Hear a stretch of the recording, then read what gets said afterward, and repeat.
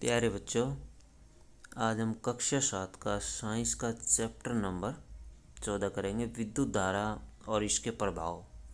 तो बच्चों, हमारा चैप्टर का नाम है विद्युत धारा और इसके प्रभाव।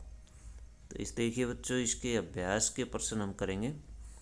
अभ्यास के प्रश्न उत्तर। प्रश्न नंबर 1, विद्युत परिपथों के निम्नलिखित अवयवों को निरूपित करने वाले प्रतीक अपनी नोटबुक पर खींचिए।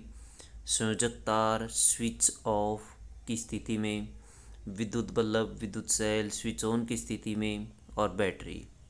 तो बच्चों, ये विद्युत अवयवों के प्रतीक आप देख सकते हैं इसमें। तो देखिए बच्चों, पहला अवयव है संयोजक तार। तो संयोजक तार का इस तरह से आपको खींचना है एक लंबी लाइन।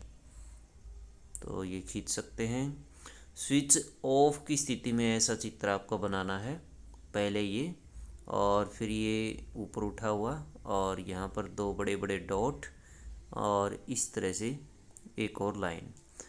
इसको यदि नीचे कर देते हैं, इसके साथ जोड़ देते हैं, तो ये जुड़ने की स्थिति हो जाती है। तो हमें ये चित्र बनाना स्विच ऑफ की स्थिति में।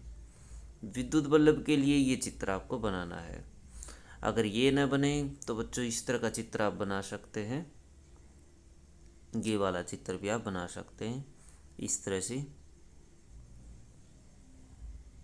तो ये चित्र आप ऐसे बना सकते हैं।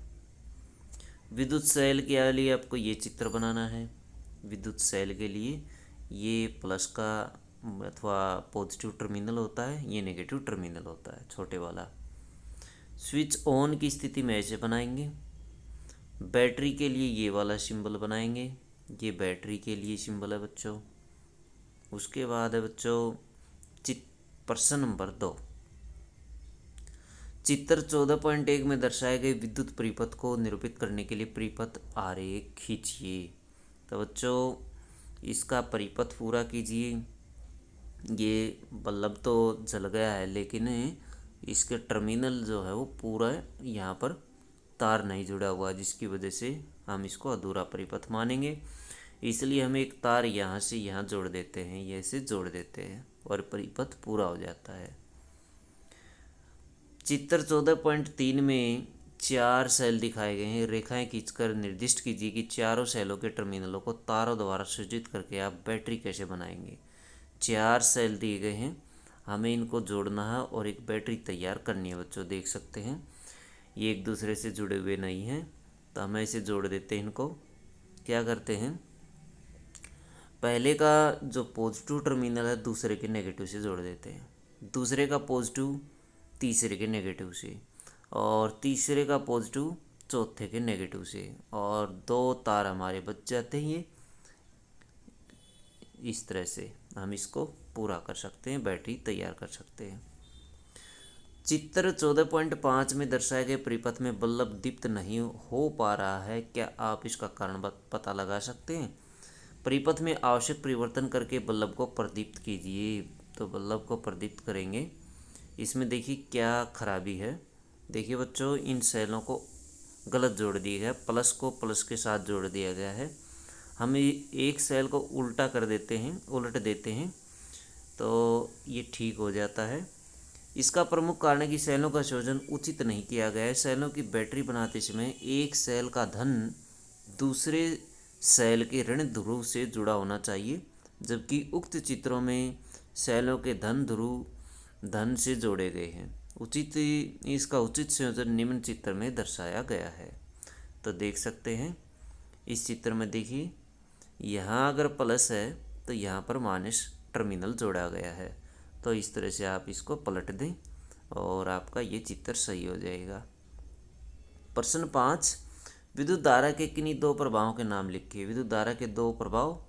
विद्युत धारा का तापीय प्रभाव जैसे विद्युत प्रेस, और विद्युत धारा का चुंबकीय प्रभाव जैसे विद्युत घंटी। तो ये आप लिख सकते हो बच्चों। विद्युत धारा का प्रकाशीय प्रभाव भी आप लिख सकते हैं, जैसे विद्युत बल्ब, ये प्रकाशीय प्रभाव है।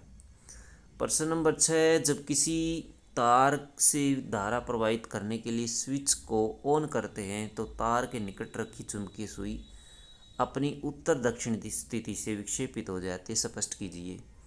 तो बच्चों क्या होता है इसमें, जब हम किसी तार से धारा प्रवाहित करने के लिए स्विच को ऑन करते हैं तो तार में चुंबकीय प्रभाव उत्पन्न हो जाता है और निकट रखी चुंबकीय सुई अपनी उत्तर दक्षिण स्थिति से विक्षेपित हो जाती है, क्योंकि चुंबकीय सुई चुंबकीय प्रभाव से प्रभावित हो जाती है। ये कैसे होता है, चुंबक की वजह से होता है।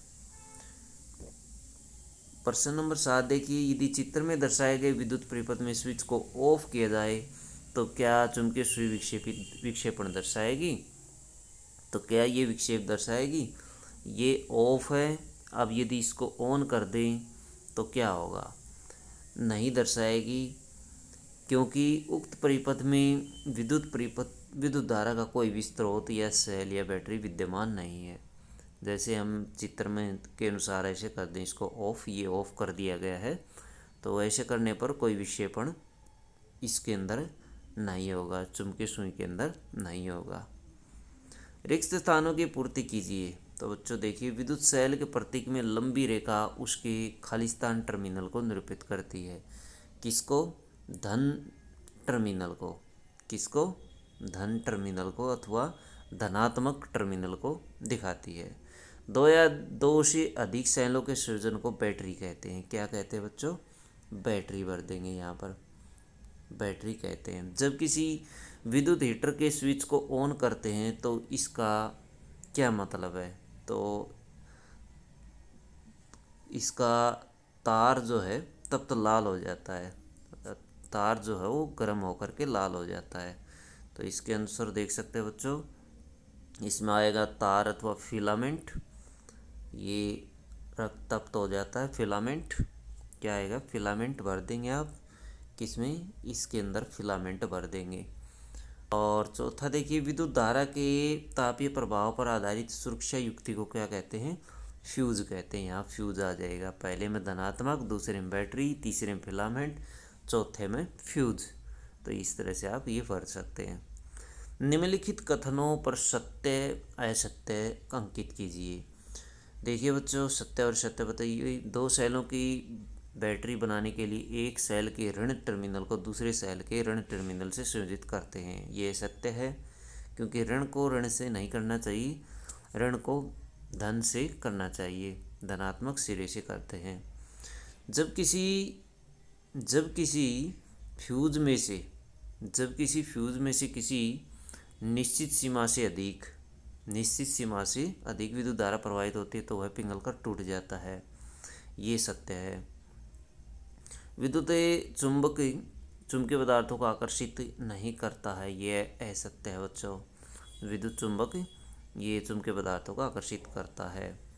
विद्युत घंटी में विद्युत चुंबक होता है, विद्युत घंटे में विद्युत चुंबक होता है, सत्य आएगा। पहले वाला असत्य, दूसरा सत्य, तीसरा असत्य और चौथा सत्य आ जाएगा। तो इस तरह से आप ये नोट कर सकते हैं।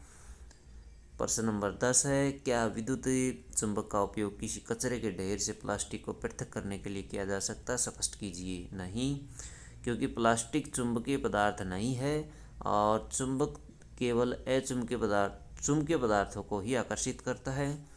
चुंबक अचुंबकीय पदार्थ अथवा प्लास्टिक को अपनी ओर आकर्षित नहीं करता, इसलिए प्लास्टिक से बनी वस्तुओं को कचरे के ढेर से अलग नहीं किया जा सकता, चुंबक की सहायता से अलग करना संभव नहीं है। प्रश्न 11 देखिए बच्चों, मान लीजिए कोई विद्युत मिस्त्री आपके घर के विद्युत परिपथ में कोई मरम्मत कर रहा है, वह तांबे के एक तार को फ्यूज के रूप में उपयोग करना चाहता है। क्या आप उससे सहमत होंगे? यदि अपने उत्तर के लिए कारण भी दीजिए। नहीं, हम सहमत नहीं होंगे, क्योंकि तांबे की तार का गलनांक फ्यूज की तार के समान नहीं होता, बल्कि अधिक होता है। फ्यूज की तार मिश्र धातु से इसलिए तैयार की जाती है ताकि विद्युत परिपथ में यह तार आवश्यकता पड़ने पर पिघल जाए। इससे विद्युत परिपथ भंग हो जाता है और विद्युत परिपथ को किसी प्रकार की हानि नहीं होती है।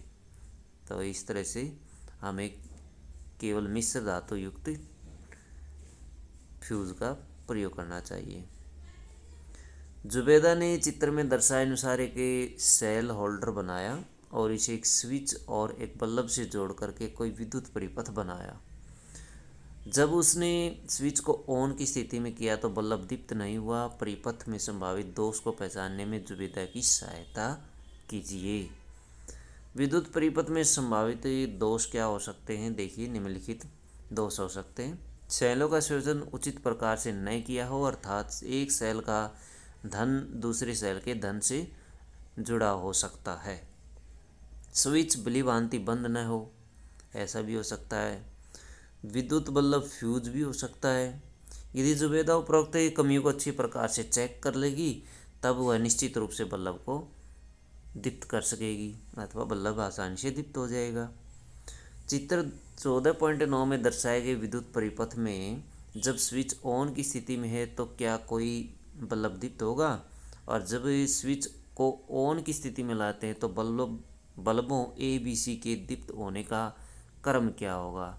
तो बच्चों देखिए, इसमें क्या है, क में नहीं कोई भी बल्ब दीप्त नहीं होगा, और ख में बल्ब ए पहले, फिर बल्ब बी और सबसे अंत में बल्ब सी दीप्त होगा, क्योंकि तीनों बल्ब श्रेणी क्रम में जुड़े हुए हैं, अर्थात एक के बाद दूसरा, दूसरे के बाद तीसरा बल्ब जुड़ा हुआ है, इसलिए ये क्रम होगा बच्चों। तो बच्चों ये थे आपके क्वेश्चन आंसर। अगर वीडियो अच्छे लगे तो बच्चों लाइक करें, हमारे चैनल को सब्सक्राइब करें।